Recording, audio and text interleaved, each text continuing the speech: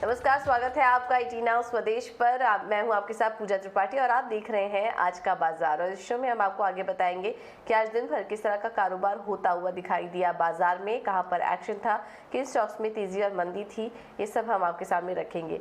Market पर आज नजर डालें तो 2 दिनों की कमजोरी के बाद आज अच्छी तेजी के साथ क्लोजिंग देखने को मिली है। कमजोर ग्लोबल संकेतों के बावजूद आज हमने देखा निफ्टी करीब 125 अंकों पर, सेंसेक्स 440 अंकों की तेजी। बैंकों में आज शानदार तेजी देखने को मिली, वहां से अच्छा सपोर्ट था और करीब 380 अंकों से ज्यादा की मजबूती आज बैंक निफ्टी में देखने को मिली।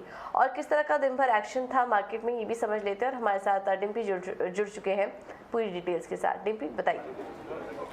आज मार्केट के दिन काफ़ी बेहतर रहा और इसने 17,650 के ऊपर जो क्लोजिंग दी है ये अपने आप में रिलायंस की बदौलत मिली है। आज रिलायंस, ICICI बैंक, HDFC और इसके अलावा ITC से कई दिग्गज शेयर चले, जिसने आज निफ्टी को अच्छा क्लोजिंग दिया। बैंक निफ्टी में भी आज 12 में से करीब 10 से ज़्यादा बैंक ऐसे थे जो कि हर निशान में आके बंद हुए, तो बैंक निफ्टी ने भी ज़्यादा बढ़त दिखाई। और अगर आप जल्दबाजी में पूछेंगे तो बैंक निफ्टी शायद 40,000 पहले पहुँच जाए बैंक निफ्टी के मुकाबले, जो कि 18,000 की तरफ देख रहा है इस समय। खैर, मैं थोड़ा और स्पीड से आगे बढ़ रहा हूँ। आज के जो सेक्टर्स हैं उसमें आप मीडिया आज चलता हुआ दिखा हमको काफ़ी ज़ोर से। सरकारी बैंकों के अंदर आज अच्छी खरीदारी थी। इसके अलावा मेटल इंडेक्स जब उसके अंदर भी हमको अच्छा मूवमेंट हमको आते हुए दिखा। ये 3 ऐसे सेगमेंट्स हैं जो आज मार्केट के अंदर काफ़ी ट्रेंडिंग रहे, काफ़ी बढ़त वाले रहे।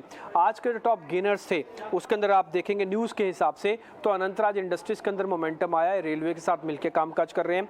रिलायंस इंडस्ट्रीज में मॉर्गन स्टैनले की रिपोर्ट आई है और साथ ही JSW स्टील पे LIC की जो होल्डिंग्स बढ़ी है करीब 2% का, इन सब का बेनिफिट आज पर्टिकुलर इन शेयर्स पे बनता हुआ दिखा। आज का जो टॉप गेनर्स था निफ्टी का वो था मेटल्स में से, जो कि पुल बैक्स के साथ हिंडाल्को ने गेनरशिप दिखाया।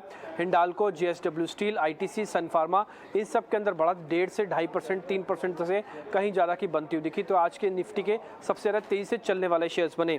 निफ्टी के लूजर्स भी आपकी स्क्रीन पर आएंगे, वहाँ पर आप देखेंगे बजाज ऑटो, नेस्ले, ब्रिटानिया ऐसे शेयर्स आज कमज़ोर थे। टाटा मोटर्स भी चल नहीं पाया, हालांकि इनके कमर्शियल व्हीकल्स को लेकर काफ़ी बज़ था मार्केट के अंदर, लेकिन ये भी करीब 2.5 रुपये नीचे ही जाके बंद हुआ है।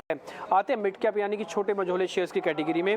वहाँ पे सुज़लॉन, विक्रांगी जैसे शेयर्स जो कि थोड़े लो बीटा शेयर्स हैं और इसके अंदर वॉल्यूम कम रहता है, ये शेयर्स काफ़ी जोर से आज चले। दोनों के अंदर बकायदा 20% का सर्किट लगा। त्रिवेणी टर्बाइंस और TI इंडस्ट्रीज जैसे शेयर्स में भी आज काफ़ी स्ट्रॉन्ग मूवमेंट हमको बनते हुए दिखा। लूजर्स की अगर आप कैटेगरी चेक करें तो वहाँ पे आपको GE शिपिंग, ग्लैंड फार्मा और साथ ही V मार्ट ये शेयर आज पिटते हुए दिखे।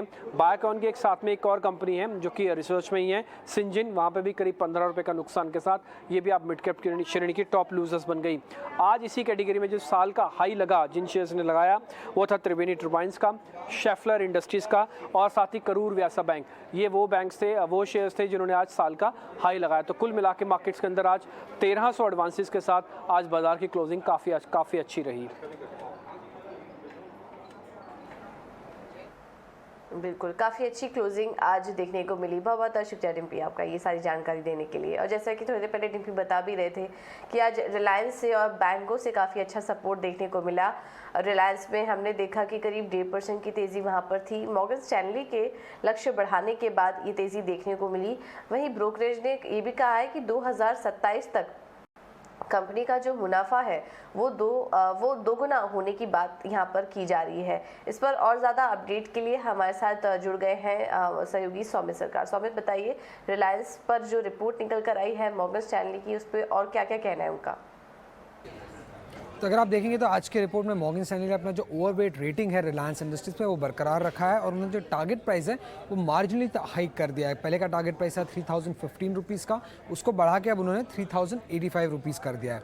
अब मॉर्गन स्टैनली क्या कह रहा है इस रिपोर्ट में? वो कह रहे हैं कि जो 4th इन्वेस्टमेंट साइकिल जो है कंपनी ने जो अनाउंस किया था इस AGM में, इसके वजह से जो कंपनी का प्रॉफिट्स है वो डबल हो सकता है 2027 तक। मतलब अगले 5 साल में ही कंपनी के जो प्रॉफिट्स हैं वो डबल हो जाएंगे। अब ये जो इन्वेस्टमेंट साइकिल है हमने पहले भी काफ़ी टाइम देखा है, कंपनी ने काफ़ी इन्वेस्टमेंट साइकिल्स अनाउंस किए हैं और हर बार इन्वेस्टमेंट साइकिल अनाउंस करने के बाद कंपनी का जो मार्केट वैल्यू है या जो वेल्थ क्रिएशन होता है किसी शेयर होल्डर के लिए वो 2 to 3 टाइम्स हो चुका है पिछले 20 सालों में मॉर्गन स्टैनली के हिसाब से। अब इस केपेक्स साइकिल में क्या अलग है पहले के केपेक्स साइकिल से? मॉर्गन स्टैनली के हिसाब से अगर आप देखेंगे तो वो ये कह रहे हैं कि इस टाइम जो कंपनी का जो लेवरेज रेशियो है काफ़ी बेहतर है पहले से, कि जो कैपिटल एलोकेशन पॉलिसी कंपनी ने दिया है वो भी काफ़ी बेटर है पहले के कैपिटल एलोकेशन पॉलिसी से। और उसके अलावा अगर आप देखेंगे जो कॉम्पिटिटिव इंटेंसिटी होगा जहाँ पे वो फ्यूचर ग्रोथ प्लान कर रहे हैं वो कम होगा उन सेगमेंट्स में। और ये 3 कारणों की वजह से मॉर्गन स्टैनली काफ़ी बुलिश हो चुका है रिलायंस इंडस्ट्रीज़ पे। और रिलायंस इंडस्ट्रीज़ अभी उनका टॉप पिक है इंडिया में आज के डेट पे। बिल्कुल, बहुत बहुत शुक्रिया सौमित आपका ये सारी जानकारी देने के लिए। और इस रिपोर्ट के चलते हमने देखा कि आज रिलायंस में अच्छी तेजी भी थी। अब बात करते हैं यूटीआई एएमसी की, और उसमें हिस्सा खरीदने के लिए रेस में आदित्य बिरला सन लाइफ एएमसी भी अब शामिल हो चुकी है। इस पर एक्सक्लूसिव जानकारी लेकर शरद हमारे साथ जुड़ चुके हैं। शरद, बताइए। जी बिल्कुल, हमारे सूत्रों से पता चल रहा है कि आदित्य बिरला सन लाइफ एएमसी जो है बिडिंग रेस में आ गई है यूटीआई एएमसी को लेके। और ऑफ कोर्स थोड़े दिन पहले न्यूज़ आई थी कि टाटा ग्रुप भी जो है यहाँ पे इंटरेस्ट दिखाए हैं। अब ये जो एक्सप्लोर कर रहे हैं ऑप्शंस कि ये 4 गवर्नमेंट एंटिटीज़ हैं उनके स्टेक ले पाएँ। ये 4 गवर्नमेंट एंटिटीज़ क्या हैं? सबसे पहला है पीएनबी, दूसरा है एलआईसी, तीसरा है एसबीआई और चौथा है बैंक ऑफ बड़ौदा। इन चारों एंटिटीज़ का लगभग 45% स्टेक है यूटीआई एएमसी में। अब इसके वैल्यूएशन देखें तो लगभग ऑलमोस्ट 4800 करोड़ का टोटल वैल्यू है। और अगर ये डील आगे बढ़ जाता है तो आदित्य बिरला सन लाइफ एएमसी का जो फंड हाउस है वो टॉप 3 बड़े फंड हाउसेज में आ जाएगा अगर एयूएम साइज़ ले तो। अभी currently 4th biggest fund house है और अगर यूटीआई एएमसी के साथ इनका जो है डील हो जाता है तब ये 2nd बिगेस्ट फंड हाउस हो जाएंगे और ये एयूएम के तरफ से हम कह रहे हैं। इसके अलावा ये इंपॉर्टेंट बात इसलिए है कि एसबीआई म्यूचुअल फंड का लगभग 6 लाख करोड़ का एयूएम है और इन दोनों का अगर जोड़े तो जून के अगर आंकड़े ले क्वार्टरली एयूएम के तो लगभग 4.7 लाख करोड़ रहने वाला है। तो ये एक बहुत इंपॉर्टेंट फिगर रहेगा। और अगर रेवेन्यू और पैट के बारे में बात करें दोनों को जोड़े तो FY22 में लगभग 2700 करोड़ का जो है रेवेन्यू दोनों एंटिटी से मिल सकता है और जो पैट है वो भी लगभग 1200 करोड़ का रहेगा। तो ये जो है इंपॉर्टेंट खबर और एक डेवलपमेंट आ रही है यूटीआई एएमसी से। और इम्पॉर्टेंट बात यह भी है कि आदित्य बिरला सन लाइफ म्यूचुअल फंड ने जो उन्होंने कहा है कि उन्होंने कोई कमेंट्स नहीं दिए हमारे ईमेल क्वेरीज को लेके और यूटीआई एएमसी ने जो है हमारे कोई रिस्पॉन्स नहीं दिया है। बिल्कुल, बहुत बहुत शुक्रिया शरद जी सारी जानकारी देने के लिए। और स्टॉक हमने देखा कि आज 1% नीचे कारोबार भी कर रहा था इस खबर के आने के बाद। अब आगे बढ़ते हुए कुछ मार्केट एक्सपर्ट्स के व्यू भी आपको सुनवा देते हैं। और आज प्रभुदास लीलाधर के जॉइंट एमडी दिलीप भट्ट हमारे साथ जुड़े थे और उनका कहना है कि सरकार लगातार इकोनॉमी को बढ़ावा दे रही है। निवेशकों को इस समय मिड कैप आईटी और मिड कैप फार्मा में निवेश के बेहतर मौके तलाशने चाहिए। देखिए, जिस तरह से बाजार जो इंडेक्स लेवल पे है उसमें कोई डाउट नहीं है कि इंडेक्स लुक्स एक्सपेंसिव और उसके साथ ही साथ ये भी कहना सही होगा कि फ्रंटलाइन स्टॉक्स भी मोर और लेस ज्यादातर ऐसे ही लग रहे हैं कि they are reasonably very well priced और थोड़े एक्सपेंसिव भी हैं।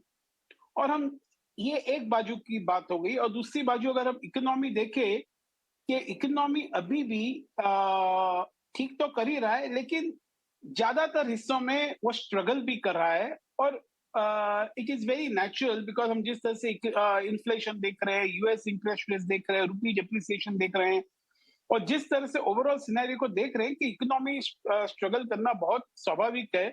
और इस गवर्नमेंट ने कोई कसर नहीं रखी है जहां पर से वो इकोनॉमी को और आगे लेके जाए। वो बहुत अच्छी तरह से कोशिश करे और इकोनॉमी काफी हद तक रिस्पॉन्ड भी कर रही है।